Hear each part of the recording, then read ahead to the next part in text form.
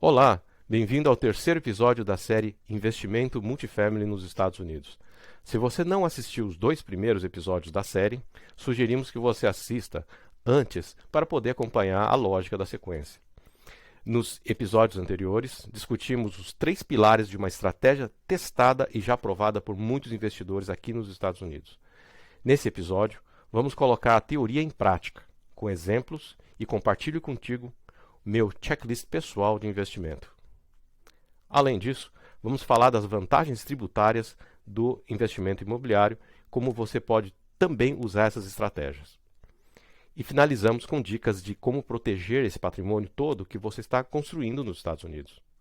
Sim, é bastante material que estou compartilhando com você e espero que esteja gostando do aprendizado e que possa em breve colocar em prática para o seu próprio benefício também.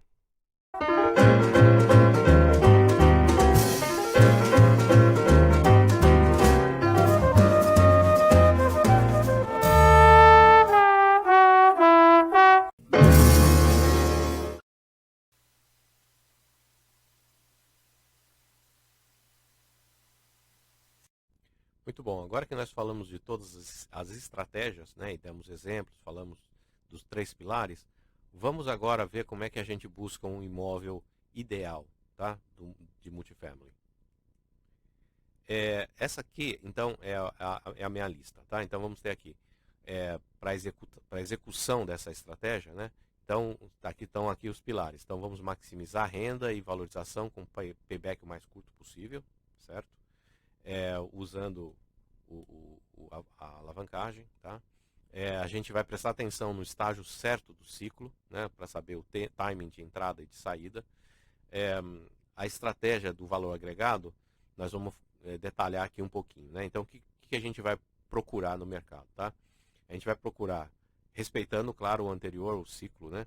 A gente vai procurar imóveis que tenham aluguéis abaixo do potencial da sua região, ok? Baixos níveis de ocupação, né?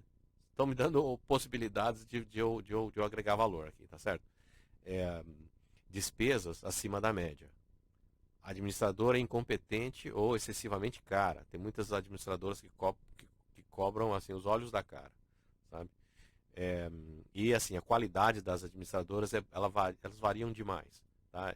Eu já tive muita experiência negativa com muitas administradoras, então a gente já tem aqui inclusive um checklist para poder fazer um due diligence da própria administradora antes de você contratá-la, tá certo? Então é muito importante, porque ela vai ser sua parceira no negócio, né? Para você fazer a sua execução da sua estratégia, você precisa de uma administradora boa.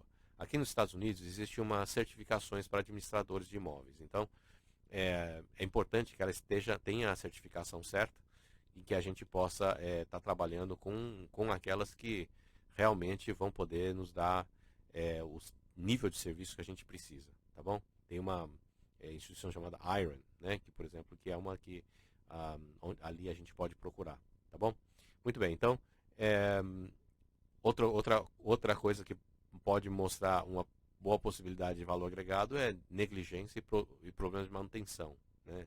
É manutenção que foi empurrada com a barriga. Muitas vezes o proprietário atual ele está descapitalizado, né? E uma coisa vai compensando a outra, né? Vai piorando a situação, né? E com o tempo a coisa só vai ficando pior e o cara vai ficando menos capitalizado e precisa vender. E nós que estamos capitalizados, nós entramos para justamente corrigir esses problemas, né?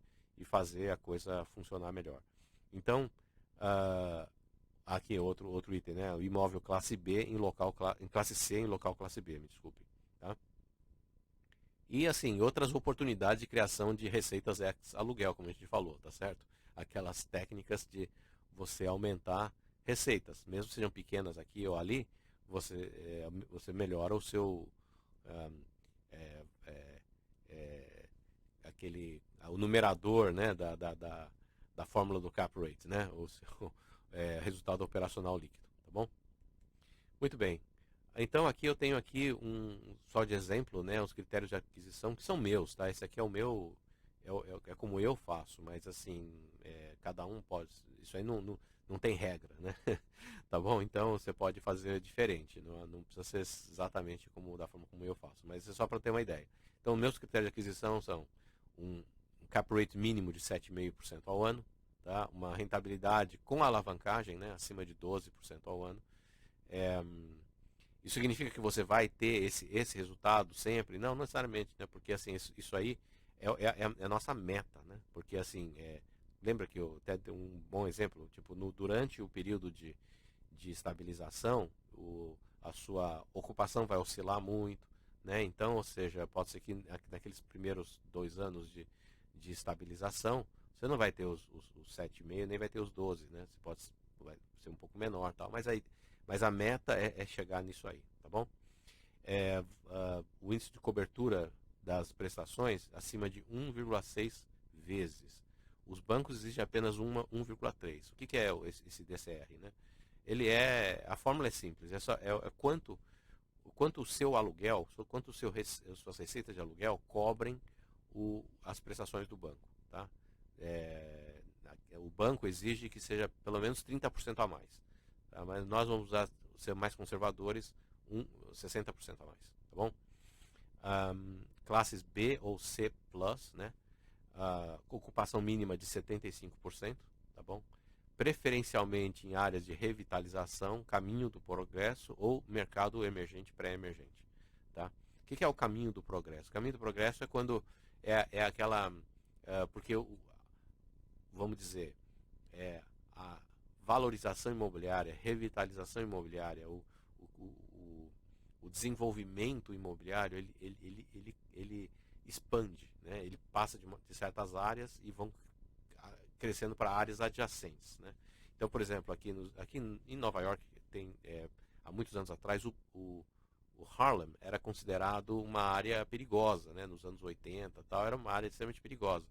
Então, era uma área onde pessoas mais pobres moravam, etc. Tal, tinha muita violência, etc. Mas, com a expansão da cidade de Manhattan, né? O que acontece foi que o Harlem estava ali no caminho do progresso, sabe? O progresso foi avançando e hoje, por exemplo, ali já tem um Whole Foods, né? Que é uma rede de supermercados para uma classe mais abastada, assim, sabe? Assim, então, e já tem prédios de luxo sendo construídos lá, né? Então, ou seja, passou é o caminho do progresso, tá bom? Isso aqui é só um exemplo. Continuando aqui, fatores demográficos têm que ser favoráveis, né? Como a gente falou, de população, emprego e renda, tá? A tendência tem que ser positiva. Possibilidades de value add, né? De valor agregado e reposicionamento, tá? Critérios de construção, materiais utilizados também, a gente também tem uma checklist de coisas, tipo, por exemplo, telhado, um telhado que é pitched, né, aquele que tem um ângulo, ou aquele que é plano, né, o que tem um pitch é melhor, né, prédios sem elevador são melhores, né, e assim vai, tem vários itens ali no nosso checklist. Outra coisa importante é a ausência de problemas de fundação, né, infiltração, problemas ambientais, né, e outra coisa que é muito comum aqui, né, nos Estados Unidos é ver se está numa zona de flooding, né, que é de inundação, sabe? Então, essas coisas todas são extremamente importantes na hora da gente decidir aonde comprar, tá? E jurisdição é outra coisa que muita gente não presta atenção nisso, né? Tem que ser minimamente amigável aos locadores, tá? E a justiça ágil, tá? É importante, porque aqui cada estado americano é como se fosse um país diferente, tá? Estados Unidos aqui realmente são estados mesmo. Cada estado tem a sua própria polícia, as suas próprias instituições, a sua própria Suprema Corte, sabe assim? Então é tudo muito dividido. Então depende muito. Tem certos lugares onde é muito fácil de você despejar alguém, né? Um inquilino que não está pagando, mas em outros lugares é muito mais difícil, outros são mais fáceis, outros são mais difíceis, né? Então, essas coisas são extremamente importantes para a gente saber, tá? Entra como critério de aquisição. E depois, finalmente, assim, né, a gente pode fazer exceções, lógico, se uns fatores compensam outros, né? Tem boa justificativa. Então, por exemplo, vamos supor que eu achei um imóvel que ele não seja B ou C+, ele é um C piorzinho, um C menos, sei lá. né? Então, ou seja, será que, né, você tão rígido na pedra aqui, né, que eu não posso considerar? Depende, às vezes ele tem uma outra característica que compensa isso, né, que pode ser mais interessante, tá? Então a gente tem uma cabeça aberta também, mas isso aqui é só a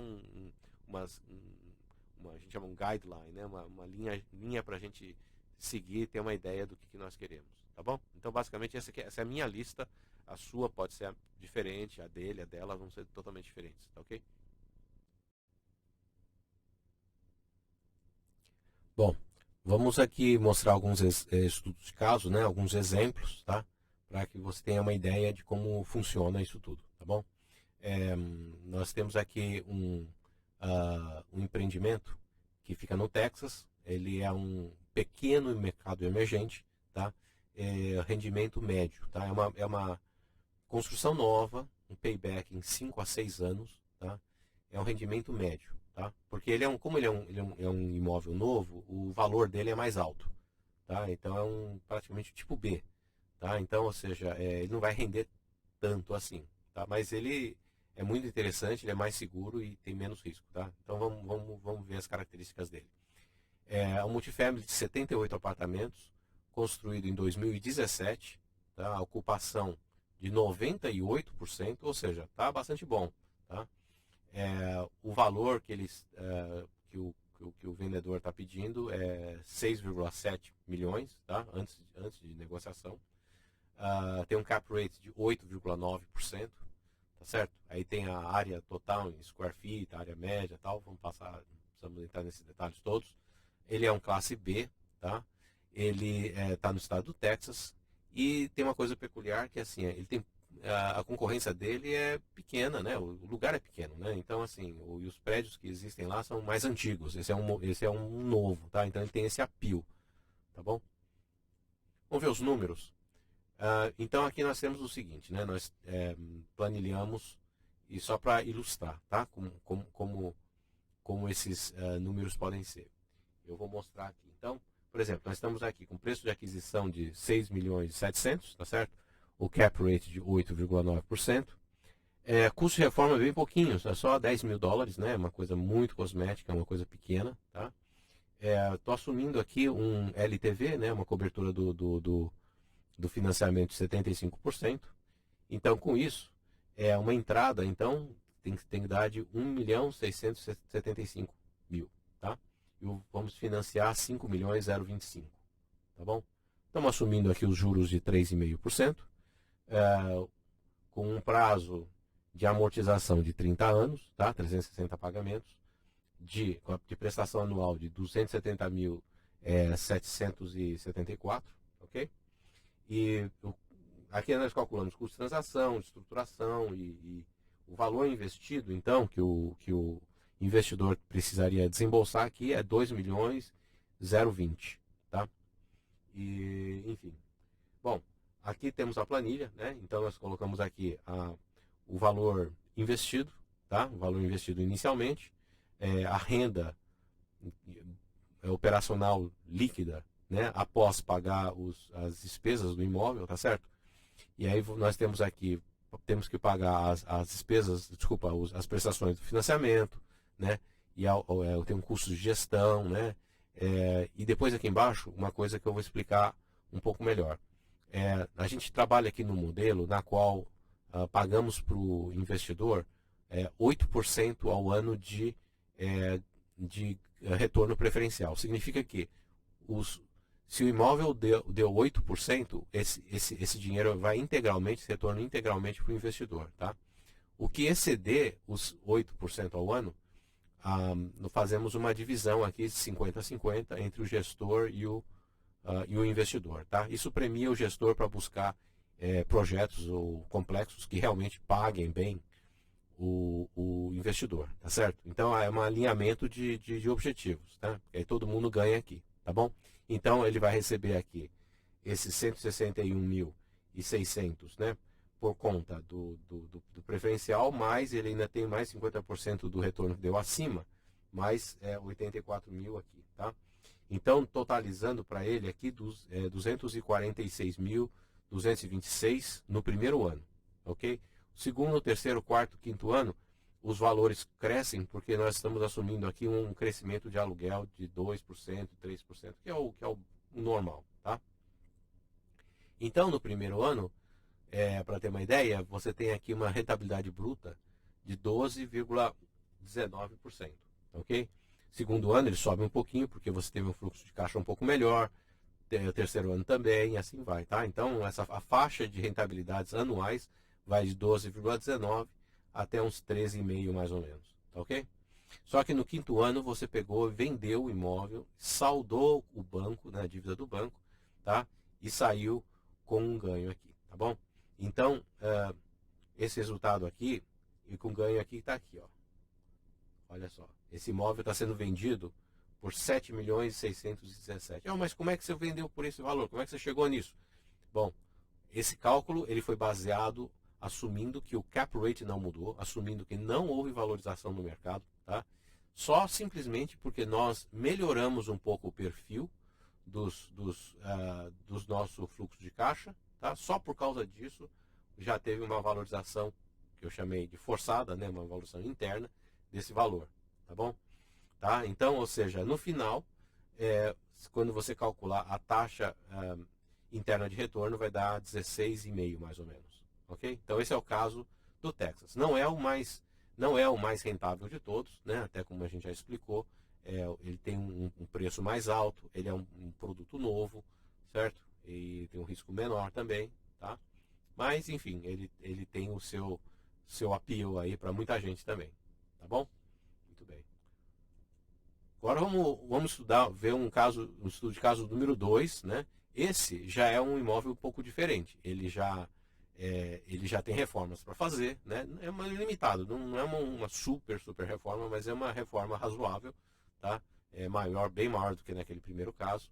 E vamos ter um payback mais rápido, claro, né? Porque o rendimento dele é maior, o valor do imóvel é mais baixo, tá certo? E a gente vai fazer um payback de 3 a 4 anos aí, entre 3 e 4 anos, com uma valorização forçada, tá bom? Aqui tem mais oportunidades para fazer o que nós chamamos de valor agregado.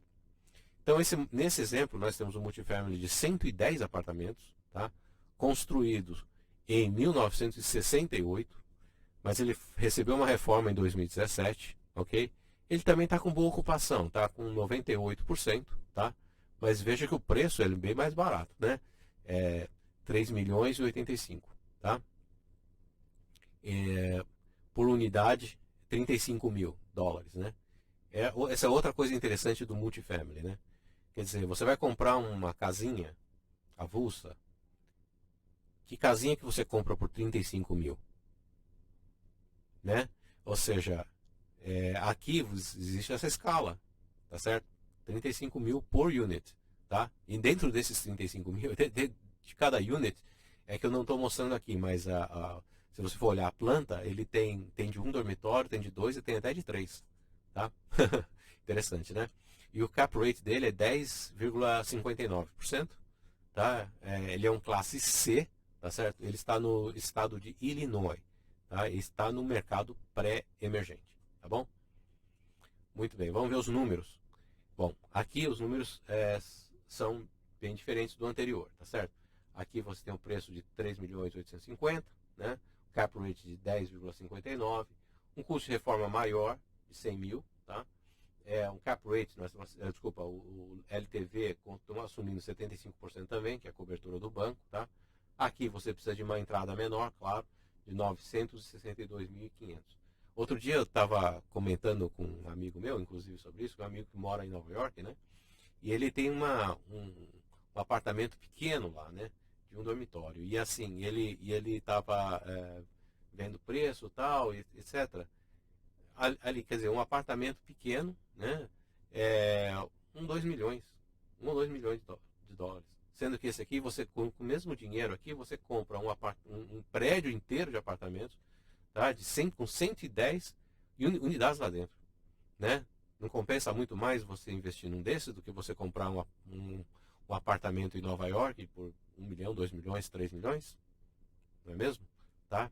Pense sobre isso. Acho que é uma coisa importante saber. Por isso que muita gente não conhece o multifamily, acha que deve custar, sei lá, você vai ver um prédio de 110 unidades, cara, isso aí deve valer pelo menos 50 milhões de dólares. Depende. Talvez aqui em Nova York, sim. Talvez em New Jersey, né? E na Califórnia, em lugares assim, né? Seattle, sim, mas assim, não é em todo lugar, não. Lá em Illinois eu consigo por 4 milhões de dólares, colocando uma entrada menos de 1 milhão, eu consigo comprar um multifamily. Ok? Então, ou seja, é uma coisa muito significativa, tá? Se você não conheceu o multifamily, você vai ficar agradecido de conhecer. Muito bom. Então, seguindo aqui, né? Veja bem, aqui os resultados são melhores do que no anterior, tá? Nós temos aqui a rentabilidade bruta por mês, né? Por ano, né? Entre 13,94%, quase 14%, até quase 15,5%, tá? E depois a venda, né? Também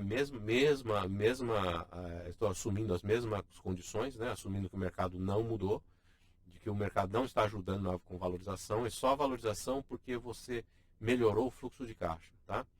E você está vendendo aqui por 4 milhões 330, tá bom? E nisso tudo, né, aos 5 anos, fazendo a taxa interna de retorno dá 16,76%. Tá bom? Então esse aqui é um outro exemplo de multifamily. Tá? Nós podemos ter muitos exemplos enfim, eu queria mostrar dois um pouquinho diferentes para que vocês possam ter uma ideia, né, de diferentes tipos e objetivos que a gente pode encontrar por aí, que a gente pode ter. Tá legal? Vamos falar agora das vantagens tributárias do investimento imobiliário nos Estados Unidos, ok? Que são muitas. Aliás, eu acho que é a classe de ativo que mais vantagens tem.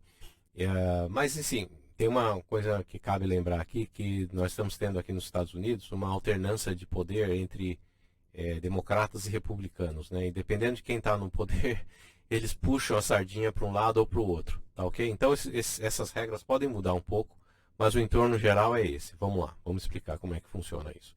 Então, isso começa com a forma como o IRS, que é a Receita Federal Americana, como ela classifica a renda, tá? Já começa por aí. Então, ela classifica de 3 formas diferentes, ok? E a taxação é diferenciada. Então, temos aí, o primeiro tipo é o Ordinary Income. Ordinary Income é, na tradução literal, renda ordinária, né? E ela vem da seguinte forma: renda proveniente do trabalho, né? Salários, bônus, comissões, juros e dividendos, tá? De aplicações financeiras, tá? E os rendimentos, tá ok? Eu sei que no Brasil é diferente, não é classificado dessa forma, mas aqui nos Estados Unidos esses 3 itens são considerados Ordinary Income. E o Ordinary Income é taxado a alíquota de até 37%. É aquela tabelinha, né? A tabelinha progressiva, ok? Portfólio Income é o segundo tipo, geralmente sobre ganho de capital, né, e rendimentos de alguns tipos de investimentos. Tá? Pode ser uma alíquota de 15% ou 20%, dependendo se é curto prazo ou longo prazo. Tá? 1 ano geralmente é considerado curto prazo, mais de 1 ano, longo prazo. Mas cabe lembrar também que aqui nos Estados Unidos a legislação tributária é extremamente complexa. Tá? Então aqui também depende da faixa de renda da pessoa. Tá?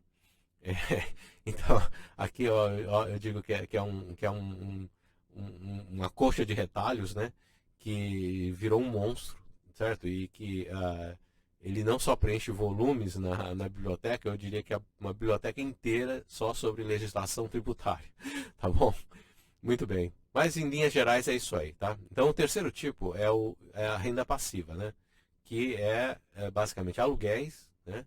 E é o nosso imobiliário e royalties de atividade intelectual, tá? Patentes, coisas desse tipo. E pode ser até 0, ok? Então, ou seja, ela é muito avantajada mesmo, tá? A gente vai explicar como é que essa situação consegue acontecer, tá bom?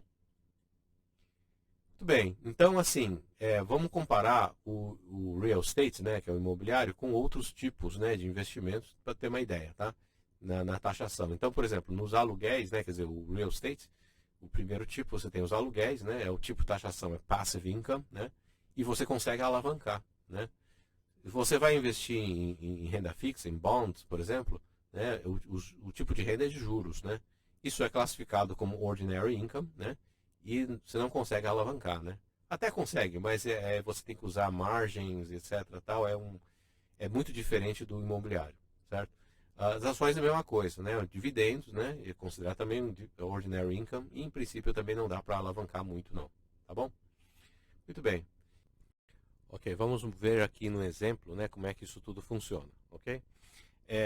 Vamos dizer aqui que você tem aqui o seu demonstrativo de resultados, né? Você tem aqui a renda de aluguéis, 100 mil, né? Aí você tem todas as despesas, né? Administração, IPTU, seguros, manutenção e outras despesas, tá? E olha que interessante, você pode deduzir os juros do seu financiamento também como dedução aqui na sua fórmula, tá? Então, vamos dizer, nesse caso você apurou um lucro líquido de 20.822, tá bom? Muito bem. Só que para calcular o imposto que você vai pagar, aqui no caso é o seguinte, a Receita Federal Americana, o IRS, deixa você colocar aqui uma despesa fantasma, tá? Que é a depreciação do imóvel. Essa depreciação do imóvel é como se fosse no caso de máquinas e equipamentos que você faz essa depreciação, tá? Você não teve essa despesa, mas é uma despesa contábil, tá? Então ela vai reduzir o seu lucro líquido nesse caso, por 36.700. Já vamos explicar como é que isso foi calculado. Mas ele vai subtrair os 36.700, então vai levar você do lucro de 20 mil para um prejuízo de 15.878, tá? Então, mas o que aconteceu na realidade é que você teve os 20 mil de lucro. Esses 20.822 entraram no seu bolso, é dinheiro seu, tá? Mas para calcular o IR, eles deixam que você use essa linha especial, né, essa despesa fantasma de 36.700 para você abater o seu lucro líquido. Tá? Como levou você para o prejuízo, você não vai pagar imposto de renda aquele ano, tá bom? Então, basicamente é isso, tá? Então, só para você entender mais uma vez, o dinheiro que vai para o seu bolso é o 20 mil. Você teve o lucro, tá?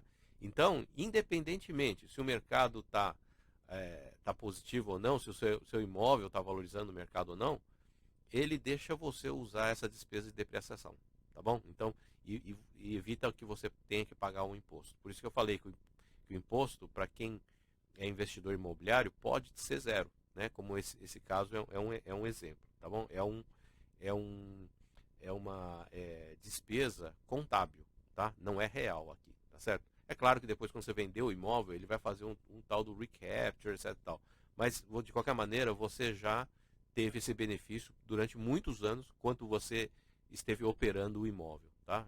É um dinheiro a mais na mão, né? O dinheiro que você não teve que pagar para a Receita Federal naqueles anos todos, tá certo? E vou explicar então agora como é que essa depreciação é calculada, tá? Se você tem um multifamily que é pequeno e você usa para fins de investimento também, você também pode usar depreciação, tá? Mas aquilo ali, como é considerado residencial, você vai ter mais uma diferença entre o residencial e o comercial, em que impacta no caso de ser um multifamily grande ou pequeno, tá? O pequeno é aquele que tem menos de 4 units, tá certo? Lembra-se disso. Então, o que acontece? No caso do multifamily pequeno, como é considerado residencial, a depreciação dele é em linha reta por 27 anos e meio, tá? No caso do multifamily grande, que é comercial, ele é depreciado em linha reta também, tá? Por 39 anos, tá ok? Então tem essa pequena distinção aí. Mas, de qualquer maneira, esse é o quadro, eu acho que ilustra muito bem uma vantagem tributária aqui que só no real estate tem, tá? Tá bom? Bom, a gente falou sobre o imposto de renda, né? Agora vamos falar um pouco sobre o imposto sobre ganho de capital, tá? Na venda de imóveis. Porque esse aqui é um outro imposto que também costuma ser bastante grande, né? E aqui nos Estados Unidos também tem essa vantagem, que é a rolagem. Eu acho que no Brasil existe algo semelhante, tá? Aqui eles chamam de 1031 Exchange, ok? 1031 Exchange. Esse é o nome oficial dele aqui. Então vamos pegar um exemplo aqui. Vamos dizer que você tenha um imóvel que você comprou por US$ 1 milhão, tá? E vamos dizer que depois você acabou vendendo ele por 2 milhões. Então você teve um ganho de capital de 1 milhão, tá certo? Então, vamos dizer que você vendeu depois mais de um ano. Então ele teve um ganho de capital de desculpa, o imposto de ganho de capital será de 150 mil, certo? 15% em cima de 1 milhão, tá? Só que o que você vai fazer é o seguinte: você vai comprar um segundo imóvel, tá? Você vai levar esses 2 milhões de valor de venda, você vai colocar eles integralmente dentro de um segundo imóvel, tá? E esse segundo imóvel, vamos dizer que você também ficou com ele por um tempo, né? Mais de um ano, e você acabou vendendo ele por 4 milhões, tá? Então agora que você tem um ganho de capital de 2 milhões, né? E esses 2 milhões você teria que pagar um imposto, recolher um imposto de 300 mil, tá certo? Só que ao invés de fazer isso, você não faz isso. Você vai rolar esse imóvel, esses 4 milhões, para um outro imóvel de 4 milhões, tá certo? E aí você vai fazer essa operação indefinidamente, tá certo? Enquanto isso você não vai pagando imposto nunca, tá certo? Até que um dia que a pessoa vai falecer e essa dívida vai acabar vai sendo cancelada, né? Então tem muitas pessoas ricas aqui nos Estados Unidos que conseguem fazer isso, né? E acaba nunca tendo que pagar e acaba deixando para os seus filhos um império imobiliário, tá? Então, ou seja, essa é uma outra grande vantagem que só o real estate é que você consegue fazer um negócio desse, tá bom? Então, por isso que eu acho tão interessante esse tipo de ativo. Muito bom. Vamos falar agora um pouco sobre a estruturação legal desse investimento nos Estados Unidos, ok? Como é que a gente faz para investir, tá? Porque não dá para simplesmente chegar e comprar, colocar no seu próprio nome, não é assim. Fazendo de forma muito mais profissional que isso, tá? Quais são as formas de planejamento, de estrutura que pode existir? Então vamos supor que você tem aqui o Brasil, né, e o outro lado dos Estados Unidos, tá bom? Então vamos dizer que você tem aqui um investidor no Brasil, né, ele compra um imóvel no seu próprio nome, tá? Isso é basicamente você não tem estrutura, né? A segunda forma é você abrir uma empresa nos Estados Unidos que vai comprar o imóvel, tá? Então o dono do imóvel é uma empresa nos Estados Unidos que é controlada por você, tá? Outra possibilidade é você usar a sua empresa no Brasil ou uma offshore para ser a dona do imóvel. Outra possibilidade é você usar 2 níveis empresariais ali, tá? Você vai ter uma empresa no Brasil, uma empresa americana, etc e tal. E essa outra geralmente é mais para quem tem trust, né? Quer deixar para os filhos, etc. Fazer uma transferência patrimonial de maneira mais eficiente tributariamente, ok? Qual estrutura escolher? Aí depende de uma série de fatores, porque assim, o custo e a sofisticação vai da esquerda para a direita. Tá? Então, ou seja, quanto mais sofisticado maior é o custo. O custo para formar essas estruturas e o custo para manter essas estruturas. Né? Então, por isso que cada caso é um caso, tem que ser estudado para ver qual que é a melhor forma, o que vale. Tá? Então, por exemplo, se você está comprando uma casa de férias, uma casa de praia, por exemplo, que não custa tanto, né? Talvez não valha a pena fazer essa ginástica toda, né? Mas agora você vai comprar um multifamily, vários multifamilies, está investindo dinheiro sério nisso, né? E o imposto é grande, vale a pena você contratar um advogado especializado para montar essas estruturas, ok? Vou falar um pouquinho só para que vocês possam ter uma ideia, né? Como é que funciona a proteção patrimonial e a blindagem jurídica aqui nos Estados Unidos, tá? Tem várias formas de fazer isso. Então, uma forma é você criar essas estruturas empresariais, né? LLC, LP, etc. E você tem que, claro, cumprir com formalidades corporativas, você está abrindo uma empresa, certo? Outra coisa que você pode fazer também é fazer um seguro contra litígio, tá? É o que eles chamam de umbrella policy. Tá?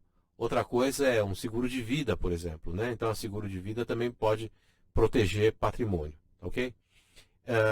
Com os objetivos, quais são os objetivos que você consegue com essas estruturas? Você consegue blindar a sua PF da sua PJ, tá? E entre entidades entre si. Tá? O que a gente vai explicar logo em seguida como é que é isso. Vai te dar maior confidencialidade. Dependendo de que estado que você abre a pessoa jurídica, o seu nome não aparece. Tá? Então, a confidencialidade é importante para proteção patrimonial, tá? Porque se você, por exemplo, se você for processado por alguma coisa, né, sei lá, se envolveu num acidente de carro na estrada, né? Primeira coisa que o advogado da parte contrária faz é verificar se você tem ativos no seu nome, né? Tá certo? Então, se você está escondido, vamos dizer assim, atrás de uma estrutura jurídica, ele não vai encontrar, né? Se ele não vai encontrar, de repente vai pensar assim que, olha, é uma pessoa que não vale a pena entrar em processo com essa pessoa, certo? Então, ou seja, isso também é uma coisa importante. E claro que a LLC também, como ela isola a sua personalidade, né, jurídica, então, limitação de responsabilidade e perdas, tá bom? Como é que funciona essa blindagem, né? O que uma LLC faz, ela cria um muro, tá? Tem um muro, tem o intramuro e o extramuro, tá certo? Ela não elimina os passivos, mas ela isola. Vamos ver como é que isso funciona? Então, vamos dizer o seguinte, você pode ser, vamos dizer que você tem a LLC, né? Então você pode tem esse muro, você pode sofrer um ataque externo ou um ataque interno, tá? Eu digo interno, externo com respeito à LLC, tá ok? Então, vamos dizer, o ataque externo à LLC seria esse exemplo que eu dei, um acidente automobilístico pela pessoa física na rua, tá? Então, aí o advogado da parte que se sentiu lesada, ela vai tentar fazer o quê? Vai tentar processar, né, você, né? Só que o que acontece é o seguinte, esse litigante externo, ela consegue atingir os seus ativos fora da LLC, né? Porque é um ataque externo à LLC. Mas então ela protege os ativos que estão dentro da LLC, tá? Tá separado. Mas você pode ter um ataque interno também. Significa o quê? Significa que, vamos dizer que você tem uma LLC e essa LLC ela é dona de um imóvel, tá? E esse imóvel ele é alugado, né, gera renda através de inquilinos. O inquilino teve um acidente lá dentro do seu imóvel e resolveu te processar. Ou seja, esse é um ataque interno, é um ataque de dentro da LLC, tá?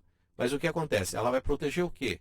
A LLC ela vai proteger os ativos de fora da LLC, tá? Sei lá, vamos dizer, a sua casa de praia, o seu carro, o seu avião, né? Está fora dessa LLC, ele não atinge, né? Porque ele só consegue atingir os ativos que estão dentro da LLC.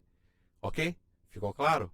Tá bom? Esse aqui é só um exemplo para ter uma ideia de que é isso. Porque às vezes essa questão de blindagem, se fala tanto, né? As pessoas acabam confundindo, né? O que realmente isso significa. Tá? Então um exemplo assim acho que facilita o entendimento. Chegamos agora ao final da série Investimento Multifamily nos Estados Unidos. Se você acompanhou todos os 3 episódios da série, parabéns! Te asseguro que você já sabe mais de investimento imobiliário nos Estados Unidos que 99% dos demais investidores que não conhecem o multifamily ou que tenham apenas noções fragmentadas sobre o tema. Agora, muitas pessoas me perguntam se elas podem investir em novos empreendimentos junto comigo. E a resposta é sim. Organizamos investimentos em grupo ou individuais com investidores qualificados ou sofisticados do mundo inteiro. Assista nosso vídeo que aparece aqui na tela ou na descrição onde esclarecemos como funciona esse processo, ok? Agradecemos sua confiança e nos vemos em outros vídeos do nosso canal. Temos um vídeo que fala de uma estratégia de retorno infinito. Sim, é verdade, é sério. Não deixe de conferir, ok?